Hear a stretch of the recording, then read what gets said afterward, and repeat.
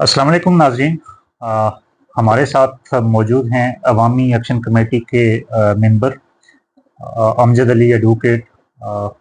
एक think tank का दर्जा भी रखते हैं, कानूनी महाज पर और आइनी महाज पर बहुत सारी चीज़ों से अवेयर हैं।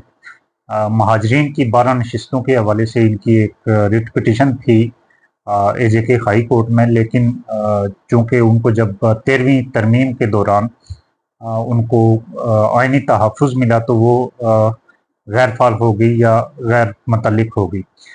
हम इनसे बातचीत करेंगे अवामी एक्शन कमेटी के मज़ीद लाए अमल के हवाले से और जो आइंदा साल इलेक्शन होने वाले हैं उसके बारे में एक्शन कमेटी क्या सोचती है। तो बहुत शुक्रिया सर आपका वक़्त देने का। सबसे पहले आप ये बताइएगा कि जो इस वक़्त मूवमेंट एक चल रही है, सारी चीज़ें चल रही हैं, इस वक़्त जो महाजरीन की नशिस्तें एक बड़ा मौज़ू बनी हुई हैं, उन पे बातचीत भी हो रही है, उन पे लोग भी अपना रद्द-ए-अमल दे रहे हैं। तो आप चूँकि इसमें अपेयर भी होते रहे हैं, जो एक केस चल रहा था हाई कोर्ट में, तो क्या मामला है और क्यों मुखालफत पाई जाती है आज़ाद कश्मीर के अवाम में इन सीटों पर? तो पहले सबसे पहली बेसिक बात यह है कि ये माजरीन का लफ्ज इनके लिए इस्तेमाल करना ये टोटली बिल्कुल गलत है। ये माजरीन नहीं है और दुनिया की किसी डेफिनेशन के मुताबिक भी ये माजरीन नहीं है। ठीक है। क्योंकि ये जो पहले जो 47-48 में जो लोग पाकिस्तान में जाके सेटल हुए जी। कश्मीर से, जो है उस वक्त जो हालात थे उनकी वजह से, तो वो 1951 में उनको सिटीजनशिप एक्ट पाकिस्तान में आया, तो 1951 में जो है उनको पाकिस्तान की नेशनलिटी मिल गई। ठीक है। माजर का स्टेटस उसी वक्त होता है जब आप अपनी नेटिव स्टेट छोड़ के जाते हैं। जी। अपनी जो जहां पे आपका एक स्टेटस है लीगल, जी। जिस स्टेट के आप बाशिंदे हैं, जहां पे की आपकी नेशनलिटी है, वो आपको छोड़नी पड़ जाए किसी भी तरह की विक्टिमाइजेशन की वजह से, और आप एक दूसरी स्टेट में जाते हैं जहां पे आपको कोई स्टेटस नहीं है। ठीक है। तो वो उस टाइम के लिए वो माजर की टर्म है। और उस टाइम मेरे ख्याल में जम्मू वाले तो शायद डायरेक्ट ही गए थे, लेकिन वैली के तो इस टेरिटरी से होके जी हाँ, वो और उन्होंने तो बाय चॉइस वो जब वहां पे गए, लेकिन जब 1951 में सिटीजनशिप एक्ट के तहत उनको नेशनलिटी मिल गई, तो उसके बाद उनका माजर का स्टेटस तो खत्म हो गया। अब उसके बाद उनका स्टेटस था पाकिस्तानी सिटीजन का स्टेटस है। सिर्फ यह है कि जो स्टेट सब्जेक्ट लॉज हैं उनमें चूंकि ड्यूल नेशनलिटी पे कोई पाबंदी नहीं है, और स्टेट सब्जेक्ट लॉज जो हमारे इंटरम कॉन्स्टिट्यूशन के तहत प्रोटेक्टेड हैं, उनके तहत जो है उनका ये स्टेटस बरकरार रहा कि to the extent of 2 generations वो स्टेट सब्जेक्ट भी रह सकते हैं, किसी और मुल्क की नेशनलिटी भी ले लें या किसी और मुल्क में रहने के बावजूद। लेकिन उन्हीं स्टेट सब्जेक्ट लॉज के तहत इंटरनल राइट्स, जिसमें वोट का राइट, जिसमें एम्प्लॉयमेंट का, सर्विस का राइट, ये सारे उसमें शामिल हैं। ये इंटरनल राइट्स तो वो सिर्फ उसी सूरत में एक्सरसाइज कर सकते हैं कि जब वो वापस आके स्टेट में रहना शुरू करें। जी।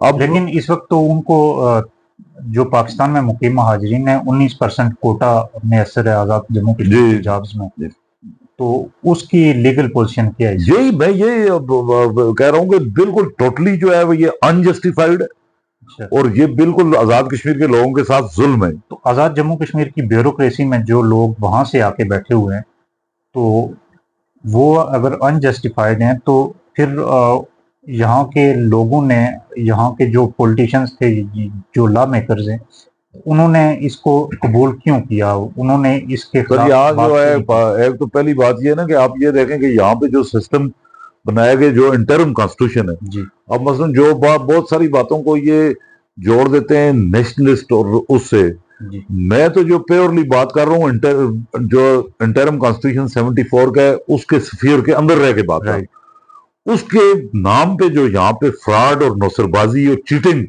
वो की गई। आप यहाँ लोगों को बाहर आप बता रहे हैं जी कि ये असेंबली, वो उन रिफ्यूजीज को, मैं मुलाजमतों का तो चूंकि उससे रिलेटेड, आप बेसिकली जो है आप लॉ मेकर्स का देखें कि जब 12 आप लोग वहां से ला रहे हैं, क्यों ला रहे हैं?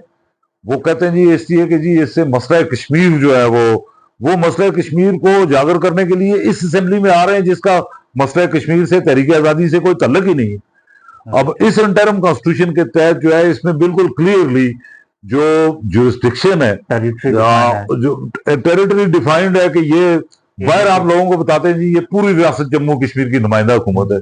अब ये इंटरिम कॉन्स्टिट्यूशन के बिल्कुल वायलेशन है, डिफाइन है नीलम से बिम्बर तक, बिल्कुल ताओबाट से बिम्बर तक जो है ये है, ये इस एरिया के लिए। अब वो इस एरियाज के लिए, लोगों के लिए, लेजिस्लेशन के लिए ये असेंबली बनी है, सिर्फ इस एरिया के लोगों के लिए। जो आपके ये सब्जेक्ट्स हैं इसी इंटरिम कॉन्स्टिट्यूशन के मुताबिक तहरीक आजादी या इवन के रिफ्यूजीज, जो सो कॉल्ड रिफ्यूजीज जो सेटल्ड इन पाकिस्तान, उनके रिहेबिलिटेशन और तहरीक आजादी, ये तो दोनों गवर्नमेंट ऑफ पाकिस्तान के सब्जेक्ट्स हैं। अब मैं आपको एक सिंपल बात बताऊं कि अगर कोई भी सिंसियर होता जी कश्मीर के इशू से जी, तो ये इतनी बड़ी तादाद पाकिस्तान में ये इन लोगों की थी, इनको यूटिलाइज किया जाता कि आपकी कोई रोल अगर आपकी कश्मीर की आजादी के लिए या रिफ्यूजीज की रिहेबिलिटेशन के लिए, ये तो दोनों गवर्नमेंट ऑफ पाकिस्तान के सब्जेक्ट्स हैं। ये लोग वहां पे इतनी बड़ी तादाद में सेटल्ड थे, तो उसका तरीका वाहिद यही था कि ये वहां पे इलेक्ट होते पाकिस्तान की कौमी असेंबली में, ठीक है, होते भी रहे हैं। वही तहरीक आजादी के लिए काम तो आपने पाकिस्तान की कौमी असेंबली में जाके करना था। आजाद कश्मीर की असेंबली का तहरीक आजादी से क्या ताल्लुक है इस इंटरिम कॉन्स्टिट्यूशन के मुताबिक? आप बार बार इंटरिम कॉन्स्टिट्यूशन कहते हैं, क्या ये वाकई इंटरिम कॉन्स्टिट्यूशन है? नहीं, ये तो मैं जो इसको करार दिए जा रहे, अब यहाँ ये नहीं, ये इसी तरह की जो है ना, वो इस तरह की गेम से जो है लोगों को जो है वो एंटरटेन किया जाता है और लोगों को बड़ा खुश किया जाता है। राजा फारूक हैदर साहब जो 13th अमेंडमेंट से पहले ये it was called Azad Jammu and Kashmir interim constitution act, तो इस 13th अमेंडमेंट के बाद उन्होंने कहा जी हमने बड़ी ये कामयाबी हासिल कर ली कि इसको हमने कॉन्स्टिट्यूशन बना दिया, अब एक्ट का लफ्ज खत्म कर दिया। तो अब बेसिक बात यह है कि किसने ये खत्म किया? लेजिस्लेटिव असेंबली ने। कोई लेजिस्लेटिव असेंबली कॉन्स्टिट्यूशन नहीं बना सकती, वो जो कॉन्स्टिट्यूएंट असेंबली होती है जो for the purpose of constitution, वही सिर्फ कॉन्स्टिट्यूशन बना सकती है। लेकिन यहां पे इन्होंने कहा अब ये सिर्फ लफ्जों का हेर फेर है, वरना एक्चुअली जो है ये इसको क्या आप कॉन्स्टिट्यूशन कहेंगे, इसको एक्ट कहें, कॉन्स्टिट्यूशन कहें, लेकिन अमली तौर पे तो ये एक एग्जीक्यूटिव ऑर्डर है गवर्नमेंट ऑफ पाकिस्तान का जो हमारी असेंबली ने अडॉप्ट कर लिए।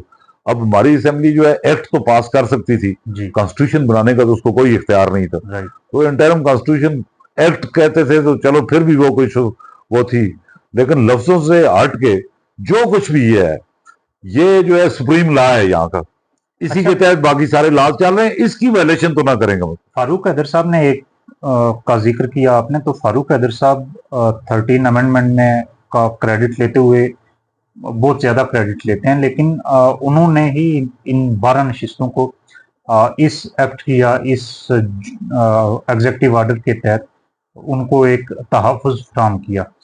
तो क्या उनके पेश नज़र ये चीज़ नहीं थी? हालांकि पब्लिकली तो वो इन नशिस्तों की मुखालफत करते पाए गए। अच्छा, असल में बात ये ना, आप ये देखें कि जी जो थोड़ा सा बैकग्राउंड आपको पता होना चाहिए, ये लोगों को भी आपके थ्रू पता चलना चाहिए कि ये 13th अमेंडमेंट जो है वो जो सिर्फ पहले पब्लिकली जो प्रोपोगेट होता रहा, जो पूरा एक कैंपेन चलती रही, वो सिर्फ थी कश्मीर कौंसिल की आकर के खिलाफ। जब जिस दिन तक आई है, हम खुद भी उसमें सपोर्टर थे इस बात के कि ये कश्मीर कौंसिल का जो ये रोल खत्म होना चाहिए, ये पैरेलल गवर्नमेंट का कोई कंसेप्ट नहीं है दुनिया में।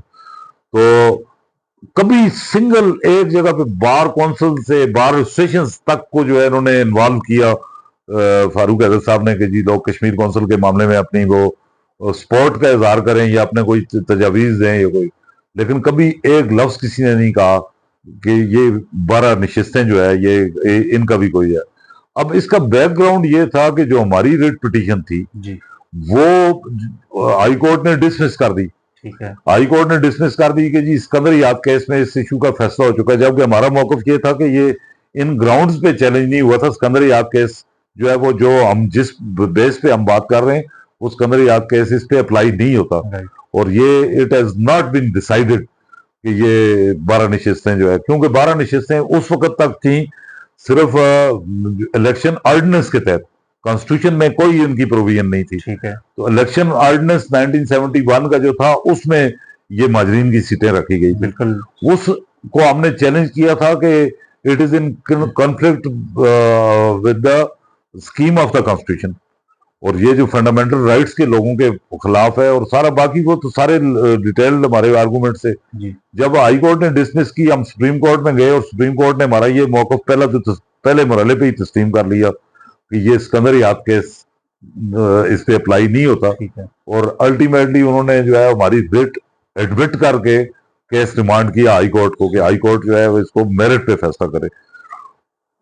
सुप्रीम कोर्ट में जो पूरी हमारे आर्गूमेंट्स थे उसके दौरान सब लोगों को ये अंदाजा हो गया था कि देवर आंसरलेस, कोई उनके पास किसी बात का जवाब नहीं था।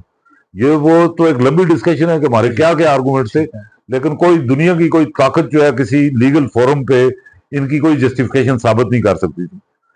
इसी बुनियाद पे जो है उन्होंने जो है ये एक गिव एंड टेक का वो हुआ, और जो कश्मीर कौंसिल से जो इनको जो मालियाती जो मामलात, जो असल मसला तो इनका भी मालियाती वो था, और वो उसको हासिल करने के लिए इन्होंने अभी इनको कितने मालियाती इख्तियार मिले? कुछ इनलैंड रेवेन्यू से और कुछ टैक्सेस तो इनके पास मौजूद हैं, लेकिन जो एक्चुअल वसाइल हैं, आपकी हाइड्रल पावर है, आपकी टूरिज्म है, उन पे तो कोई इख्तियार नहीं है जेके गवर्नमेंट का। फिर ये हुआ ना कि उससे पहले तो आपके पास कुछ भी नहीं था जी।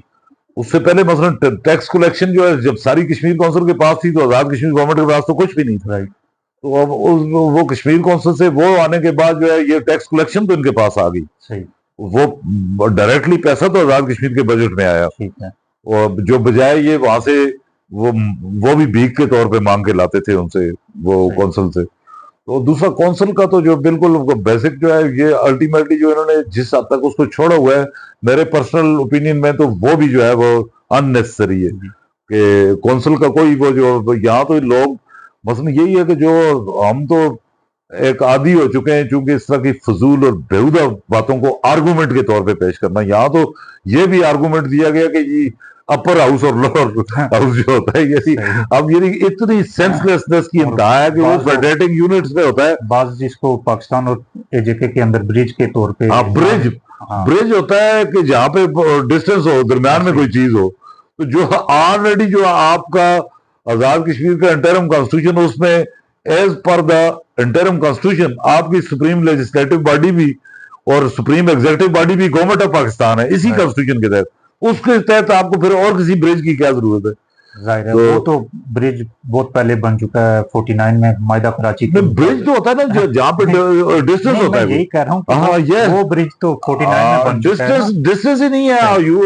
यू आर इसी कॉन्स्टिट्यूशन में जो ब्रिज की बातें करते हैं उनको ये नहीं पता कि इसी इंटरिम कॉन्स्टिट्यूशन के 13th अमेंडमेंट में अब इन्होंने उसको शामिल कर दिया हुआ है कि जो गुलाम इसाक खान का एक एसआरओ था उसको that has been made a part of the interim constitution, जिसके तहत जो है वो for all practical purposes Azad Kashmir shall be treated as a province of Pakistan. तो ये उसमें आपको कौन से ब्रिज आप बना रहे हैं? तो फिर जब इसको प्रोविंस के तौर पे ट्रीट किया जा रहा है तो फिर वो जो मंजूर गिलानी साहब जो एक अरसे से मौक़िफ़ अपनाए हुए हैं वो उनका तो बेसिक यही है ना कि जो उनकी ख्वाहिश पूरी होगी। नहीं वो उनकी ख्वाहिश तो चूंकि वो है ना कि वो तो कहते हैं जी पाकिस्तान की नेशनल असेंबली या पाकिस्तान के जितने बाकी फोरम सेनेट है, इकोनॉमिक काउंसिल है, जो बाकी उनमें जो हमारी वो रिप्रेजेंटेशन नहीं है। तो यहाँ इन्होंने प्रैक्टिकल पर्पसेस से मुराद ली हुई है सिर्फ जो एडमिनिस्ट्रेटिव मामलात हैं या फाइनेंशियल मामलात हैं उनमें जो है इसको एक प्रोविंस के तौर पे ट्रीट किया जाएगा। अच्छा, आप एक्शन कमेटी के कोर मेंबर भी हैं, आप क्या देखते हैं इस वक्त एक्शन कमेटी ज़ाहिर है पब्लिक उनके साथ है, यूथ उनके साथ है बड़ी तादाद में। 1 साल के बाद आज़ाद जम्मू कश्मीर में इलेक्शन होने जा रहे हैं, तो एक्शन कमेटी क्या इलेक्शन में हिस्सा लेगी या फिर उन्हीं रिवायती सियासतदानों के हवाले कर देगी इस पब्लिक को?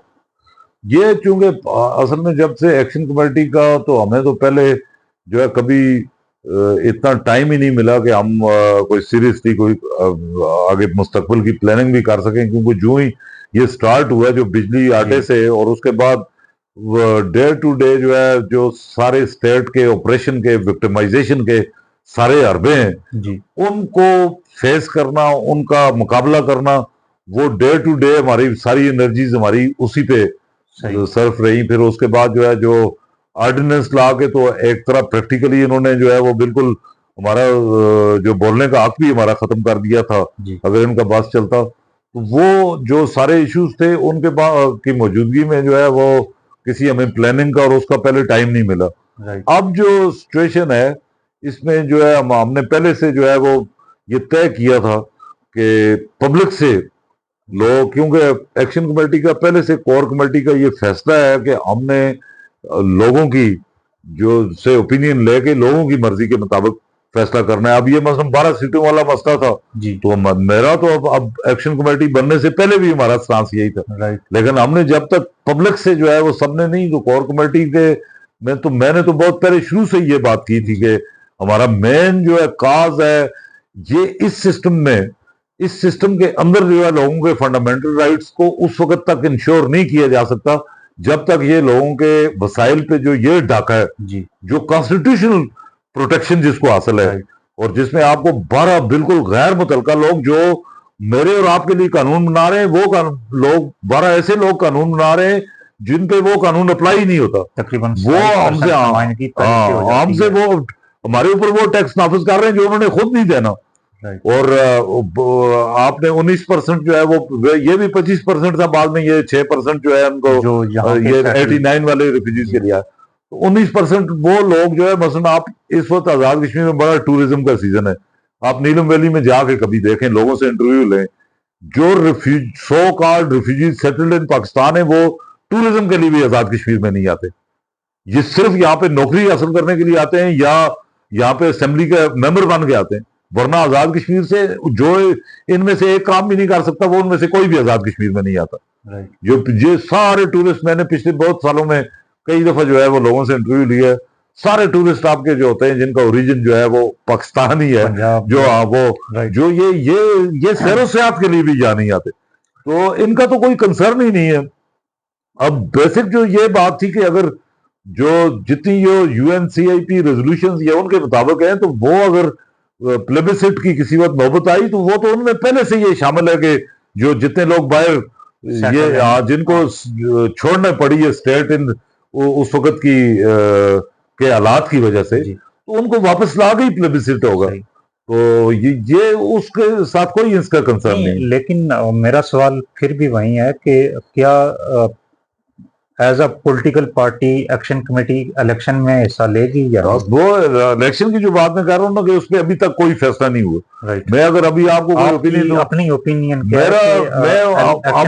लेना चाहिए या नहीं, वो ये इस पे अब हम ओपिनियन पहले से दे के फिर हम जो है वो उस पे वो समझेंगे, क्योंकि ये हम ओपिनियन सिर्फ उस वक्त तक हम सब ने अपना रिजर्व रखा हुआ है जब तक एक्शन कमेटी में ये डिसाइड नहीं हो जाता। क्योंकि ओपिनियन अगर मेरे ओपिनियन के खिलाफ भी हुआ तो अगर अक्सरियत ने फैसला कुछ भी किया तो वो चूंकि हमने बाहर ऑन करना है इसलिए हम अपना पर्सनल ओपिनियन तो इस पे मैं नहीं दूंगा। अलबत्ता ये बिल्कुल हम क्लियर करना चाहते हैं कि अभी तक इस पे कोई फैसला नहीं हुआ। लोगों से सारे कोर कमेटी के मेंबर्स की और जो मुकामी हमारी एक्शन कमेटी है उनकी जो अगर उनका ओपिनियन लेके तो एक कोर कमेटी फैसला करेगी। सही। अगर एक्शन कमेटी बिलफर्ज ये फैसला करती है कि इलेक्शन में नहीं जाते, तो आप क्या समझते हैं कि जिस अवाम को बाहर लाया गया है, जिस अवाम ने एक्शन कमेटी से उम्मीदें बांधी हैं, तो वो अवाम उनको दोबारा उन्हीं रवायती सियासतदानों के जिम्मे डाल के, तो क्या उनको मायूस करने वाली बात नहीं होगी? नहीं, वो आप ये इसका जो है मैं ये अभी तो ये हम अज्यूम नहीं कर सकते अभी कि हमारा फैसला क्या होगा, लेकिन इससे हट के अगर आप देखें कि ये इलेक्शंस हैं इस सेटअप के अंदर ये क्या जो एक्शन कमेटी जो बेसिकली इस सिस्टम को प्रॉपर इसी सिस्टम के अंदर रह के आजाद कश्मीर के लोगों के फंडामेंटल राइट्स को जो प्रोटेक्ट करना चाहती है, वो क्या इस सिचुएशन में जो आज इसी सेटअप के अंदर इसी तरीके से इलेक्शन हो गए तो वो ये पॉसिबल है? तो ये जो 12 सीटें भी मौजूद रहे, 25% कोटा भी मौजूद रहे, कोटे पे मुलाजमतें भी रहे, और यहाँ के लोगों के पास इख्तियारात नहीं है, कानून साजी के इख्तियारात नहीं है, बल्कि दस्तूर बनाने के इख्तियारात नहीं है, और बेसिक लेजिस्लेशन पावर पाकिस्तान के पास हैं। तो क्या एक्शन कमेटी एक्ट 74 की मुखालफत करेगी या क्या एक्शन कमेटी ये चाहेगी कि जो 49 में मायदा कराची हुआ था जिसके तहत पाकिस्तान के पास कॉन्स्टिट्यूशनल राइट्स चले गए थे, पावर चली गई थी, उनके पास लेजिस्लेशंस की तमाम पावर्स चली गई थी, तो उनके खिलाफ बात करेगी? जो मेरा मेरा पर्सनल ओपिनियन ये है कि एक्शन कमेटी का तो इलेक्शंस के बारे में जो है एक जो प्रॉपर डिसीजन होगा तो वो सामने आ जाएगा, राइट। और हम अक्सरियत के फैसले को कबूल करेंगे अगर हमारे ओपिनियन से हट के भी कोई चीज। पर्सनल मेरा ओपिनियन ये है कि हम वो एक बहुत बात की बात है कि हम पूरी स्टेट की भी आजादी की बात करते हैं, पूरी स्टेट की यूनिफिकेशन की भी बात करते हैं, तो वो नहीं, तो मैं एक यूनिफिकेशन की बात नहीं कर रहा, लेकिन नहीं मैं बात एजेके के जो राइट्स हैं वो बुनियादी तौर पे तो मायदा कराची के तहत नहीं मैं ये गवर्नमेंट ऑफ समझता हूँ पाकिस्तान के मैं पास ये है। समझता हूँ कि जो ये अगर आप इनको ये जो रिफ्यूजीज सेटल्ड इन पाकिस्तान के नाम पे जो आजाद कश्मीर के लोगों पे डाका डाला गया है जो इनके हकूक पे, और which was not part of the constitution, right. ये तो 13th अमेंडमेंट से पहले ये नहीं था। ठीक है। तो अगर इसको हटा के तो आजाद कश्मीर के लोगों को राइट टू लाइफ कम से कम उनका इसी कॉन्स्टिट्यूशन के अंदर इंश्योर किया जा सकता है। राइट। मैं ये समझता हूँ कि ये जो हकूक हमें इस इंटरम कॉन्स्टिट्यूशन के तहत हासिल है वो प्रैक्टिकली हम उनसे डिप्राइव रखा गया लोगों को। पहले हम वो तो हासिल कर लें, उसके बाद की जो ये बात है कि हम जो कराची एग्रीमेंट या बाकी और किसी को बात पे जाए, क्योंकि बेसिक लेजिस्लेशन पावर तो उसी के तहत पाकिस्तान गवर्नमेंट के पास है ना। नहीं, जो आपके इंटरम फंडामेंटल राइट्स जो इसमें प्रोटेक्टेड हैं, वो अगर आपके इंस्टीट्यूशंस यहाँ पे प्रॉपर काम कर रहे हो तो वो आजाद कश्मीर के आम आदमी का जो है वो जिंदा रहने का हक जो है कम से कम महफूज होता है इसी इंटरम कॉन्स्टिट्यूशन। मैं आपको एक मिसाल देता हूँ, इसी इंटरम कॉन्स्टिट्यूशन के तहत जो है वो हमने जो पहले लोग कहते थे ये पॉसिबल ही नहीं है, अब जो ये आजाद कश्मीर में जो आइडल जनरेशन के जो ये है, तो इसी इंटरम कॉन्स्टिट्यूशन के तहत इसी हाई कोर्ट से हमने वो उसकी जजमेंट हासिल की। ये आगे दूसरा क्वेश्चन ये है कि उस जजमेंट पे आज तक इंप्लीमेंट नहीं हो रहा। लेकिन मैं आपको ये बता रहा हूं कि अगर हम जो है वो इसके अंदर यहाँ पे जो हमारी हाई कोर्ट या जो सुप्रीम कोर्ट है जो इस इंटरम कॉन्स्टिट्यूशन के अंदर वो इंश्योर कर सकते हैं आजाद कश्मीर के लोगों को के जो फंडामेंटल राइट्स हैं,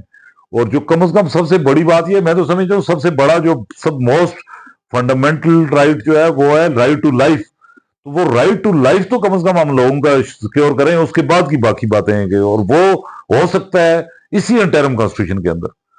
तो अभी चूंकि एक्शन कमेटी मतलब एक्शन कमेटी अगर इलेक्शन में आएगी तो वो इनिशियल वो इसी इंटरम कॉन्स्टिट्यूशन के अंदर आएगी, लेकिन महाजरीन की नशिस्तों को खत्म करने के बाद।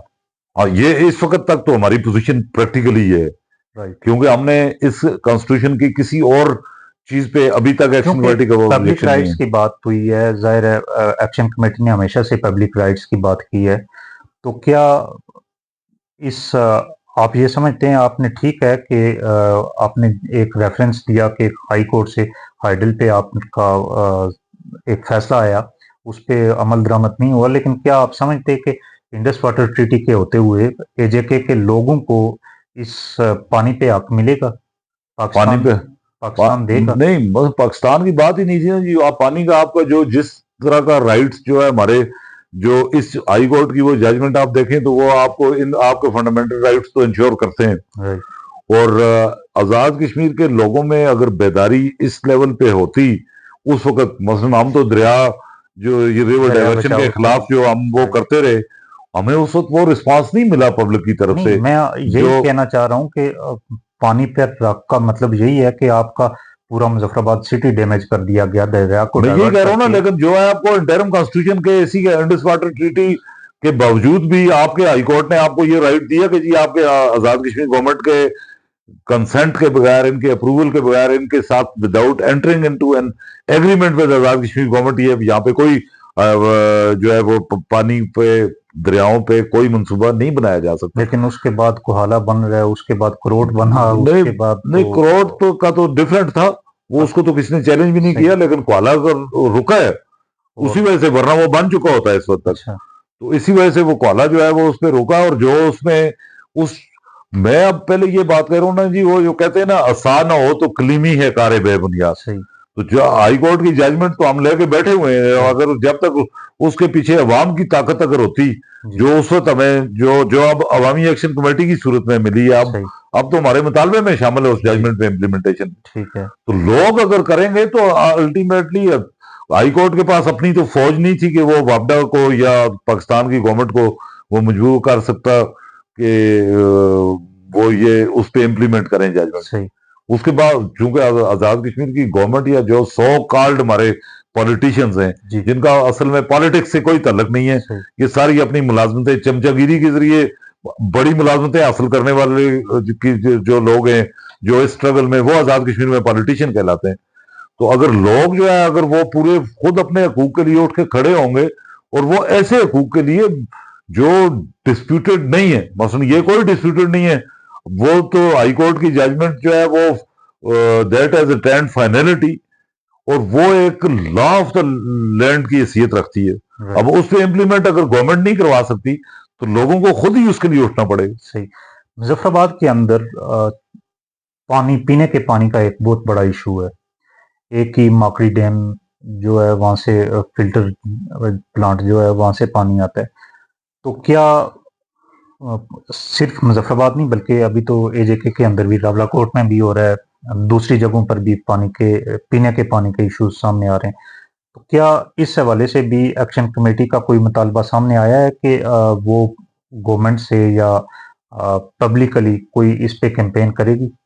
जो बिल्कुल जो ये अब मुजफ्फराबाद का जो तो मसला है ना पानी का, वो तो जो हाई कोर्ट की जजमेंट है वो उस पर इम्प्लीमेंट ना होने की वजह से, वो वरना उस जजमेंट पे इम्प्लीमेंट हो तो जो कंडीशनल एनओसी मिला था नीलम जलम हाइड्रो प्रोजेक्ट के लिए, वो उसके लिए उन्होंने सिर्फ 1 साल का टाइम दिया था हाई कोर्ट ने।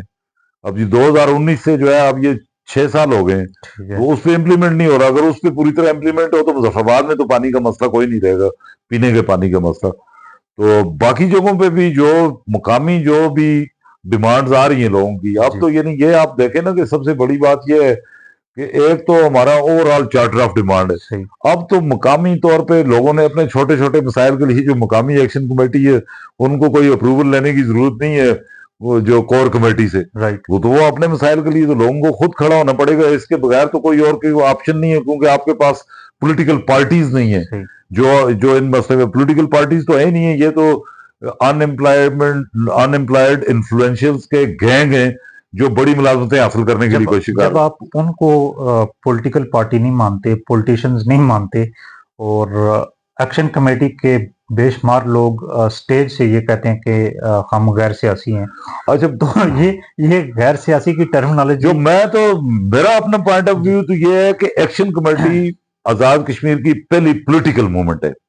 1948 से ऑनवर्ड जो है इस वक्त तक आजाद कश्मीर में कोई पॉलिटिकल मूवमेंट नहीं थी। अच्छा, ये तो जो मंगला की मूवमेंट हुई है या नहीं, वो जो है वो चूंकि उन्होंने अपना रिस्ट्रिक्ट रखा ना, किसी एक इशू पे रहे, उन्होंने अपना चार्टर ऑफ डिमांड जो है, मैं इसको पॉलिटिकल मूवमेंट इसलिए कहता हूँ कि आप देखेंगे हमने चार्टर ऑफ डिमांड आटे बिजली से शुरू हो गए, तो ये हमने जो है वो उसको एक्सपेंड किया और हम असल बात पे आ गए हैं कि आजाद कश्मीर के लोगों के मसाइल हल क्यों नहीं हो रहे। तो इसलिए ये तो पहली पॉलिटिकल मूवमेंट है। दूसरे जो हमारे लोग जो कहते हैं कि गैर सियासी है, वो इस सेंस में कहते हैं कि जी जो इसको वहां पे अटैच नहीं की जाए, मसला अभी वो जो किसी दूसरी पार्टी से, क्योंकि यहाँ पे पॉलिटिक्स का मतलब है पीपल्स पार्टी, नून लीग, पीटीआई, तो वो कहते हैं अगर हमने इसको सियासी कहा तो ये चूंकि डिफरेंट पॉलिटिकल पार्टी से ताल्लुक रखने वाले लोग हमारे प्लेटफॉर्म पे इकट्ठे हैं तो ये उसमें तकसीम हो जाएंगे। उस सेंस में तो नॉन पॉलिटिकल वो क्लियर तो कभी करना पड़ेगा ना, वो ये आहिस्ता आहिस्ता ये टाइम के साथ होगी ना, आहिस्ता चीज हो जाएगी। मसलन अभी आप ये देखें कि जी ये इंतहा है कि यहाँ जो है वो एक दो जो है मैंने पिछले दिनों सुने, एक दो साथी जो है वो मुख्तलिफ अपनी अपनी मर्जी से, कोई कह रहे हैं जी अनवारुल हक जो है और अवामी एक्शन कमेटी का अलायंस हो रहा है, यानी ये इतनी सेंसलेस बात। और जो मतलब वो मैंने बल्कि कल परसों की उसमें कहा भी है कि यहाँ एक जो है बड़ा करेक्टर है टूटू, जो अभी ये सेक्स स्कैंडल आया है, तो वो मैंने कहा कि ये हर शोबे में टूटू मौजूद है। वो तो जो मुलाजमतों में थे वो तो एक दो ट्रेस हो गए ना, कि जो बेसिकली ब्लैकमेलिंग करके और ये जो इस तरह के इश्यूज को जो सेक्स स्कैंडल जिनसे बनते हैं, वो यानी उन्होंने ब्लैकमेल करके वो उन लड़कियों को मजलूम किस्म की उनको इस्तेमाल करके वो अपने कोई मकासद हासिल करते हैं, नौकरियां हासिल करते हैं। ये टूटू जो है सारे फैले हुए हैं हर शोबे में। अब मजा अनवारुल हक और एक्शन कमेटी का किस बात पे जो है वो होगा? अनवारुल हक जो है वो ये कहेगा जी 12 सीटें जो है वो खत्म करो जो, और ये एक्शन कमेटी के वो मुतालबात पे आएगा। इस तरह की सेंसलेस बातें जो है वो ये टाइम गुजरने के साथ साथ खुद ब खुद क्लियर होंगी कि एक्शन कमेटी जो है वो अपने बेसिक चार्टर ऑफ डिमांड से तो नहीं हट सकती। रिपीटेडली क्वेश्चन इसलिए कर रहा हूं कि इलेक्शन में तो सिर्फ 1 साल बाकी रहता है, तो एक्शन कमेटी मजीद कितना टाइम लेगी ताकि लोग क्लियर हो सके? ये इंशाल्लाह मुझे तो उम्मीद है हम जल्दी इस पे फैसला करेंगे। राइट। गुफ्तगू तो हम ख़त्म कर रहे थे, लेकिन सेक्स स्कैंडल का जिक्र आया, तो उस पे एक्शन कमेटी क्या समझती है कि चूंकि बहुत सारे जो गवर्नमेंट ऑफिशियल्स हैं उनके नाम भी बीच में आए हैं, कार्रवाई भी हो रही है, तो एक्शन कमेटी इसको कैसे देखती है और क्या वो ये जो मैं तो अब चूंकि ये नहीं, इसको मैं एक्शन कमेटी के बाकी लोगों के साथ रेज करूंगा। ये मुहर्रम की वजह से जो है सारी हमारी वो ये डिलेड होगी। मेरा अपना पर्सनल ओपिनियन तो ये है कि जो जिस तरह का एफर्ट जो है वो यहाँ पे किया जा सकता था उसको दबाने के लिए वो इन्होंने कर लिया है। वरना अदरवाइज जो है वो जो टूटू और वो हसनैन मलिक उनकी तस्वीरें जो है वो हर मिनिस्टर के साथ हैं। एक जूनियर क्लर्क है जी, और वो जो है वो जिन मिनिस्टर्स के साथ तस्वीरें हैं उसकी, वो ये नहीं है कि कोई एक आध किसी जगह, वो उनकी सारी एक्टिविटीज में वो शामिल है। वो इस्लामाबाद में होते हैं, वो इधर होते हैं, ये 3-4 ये जो लोग हैं, तो वो जब तक उन मिनिस्टर्स को तफ्तीश में शामिल ना किया जाए तो किस तरह आप कह सकते हैं कि जी ये वो अब वो उनके जो फोन और डेटा जो कुछ बाकी मिला था वो पूरा अगर वो तफ्तीश का हिस्सा नहीं बनाया जाता और आगे उसको पूरा वो ट्रेस नहीं किया जाता, क्योंकि ये इस तरह का वो नहीं है कि जो ये कुछ गुनाहों पे तो पर्दा डालने का भी हुक्म है, लेकिन ये उस तरह का वो नहीं। ये इन्होंने जो आजाद कश्मीर के लोगों के वसाइल हैं, जो मुलाजमतें हैं, जो वो सारे वसाइल जो है वो ये अपनी पर्सनल अयाशी के लिए इस्तेमाल कर रहे हैं। और यही जो तरीके हैं ये सिर्फ मुलाजमतें लेने तक महदूद नहीं है जी, ये लोगों को पता है। अब हम इसको, ये तो कोई इन्वेस्टिगेट हो, कोई जुडिशियल कमीशन बने तो उसमें कोई पता चल सकता है, वरना अदरवाइज अब इसको हम एविडेंस से किस तरह साबित करें लोगों में? ये तो टॉक ऑफ द टाउन है कि टिकट भी मिलते हैं इन अरबों से, वजारतें भी मिलती हैं इन अरबों से। तो यही ये टूटू और हसनैन मलिक का जो है सिलसिला ये ऊपर तक जाता है। ये आपकी असेंबली में भी टूटू और हसनैन मलिक हैं, आपकी ब्यूरोक्रेसी में भी है और आपके हर शोबे में। तो आप क्या ये डिमांड करेंगे कि जो जिन मिनिस्टर्स के साथ इनकी तस्वीरें हैं तो उनको सस्पेंड करके इंक्वायरी की जाए? उनको कम से कम इंटरोगेट तो करें ना, और लेकिन वो अब उस किस लेवल पे जो है एक एसएचओ जो है वो किसी न किसी आड़ में उसको हटा दिया जाता है जिसने जरा सा उससे इनसे कोऑपरेट करने से इनकार किया। तो ये तो अभी जो है पब्लिक का प्रेशर जो है जब तक इस पे डेवलप नहीं होता उस वक्त तक तो ये कौन इन्वेस्टिगेट करेगा यहाँ? ये जो आजाद कश्मीर के जो आपकी सारी आपकी गवर्नमेंट की मशीनरी है उसको तो इन्होंने बिल्कुल तबाह बर्बाद कर दिया है। रिश्वत सिफारिश तो एक इस तरह का पहले भी स्कैंडल आया था, गालबन 2016 या उससे पहले का, जब पीसी में एक वो उसमें कुछ मिनिस्टर भी इस तरह दबा, वो तो उसमें तो थे ही मिनिस्टर सारे, लेकिन उसको दबा लिया गया उसको। यानी जो वो अगरचे उस पर जुडिशियल कमीशन बना, लेकिन वो तो उससे सेटिस्फाई तो कोई भी नहीं है उसकी। वो सारे समझ रहे थे कि ये इसको आशप करने की कोशिश की गई। लोग ऐसे उलमाए कराम भी मुयसर हैं जो वो इसके हक में दलाइल देते हैं कि इसको बस दबा ही दिया जाए। बहुत शुक्रिया, आपने वक्त दिया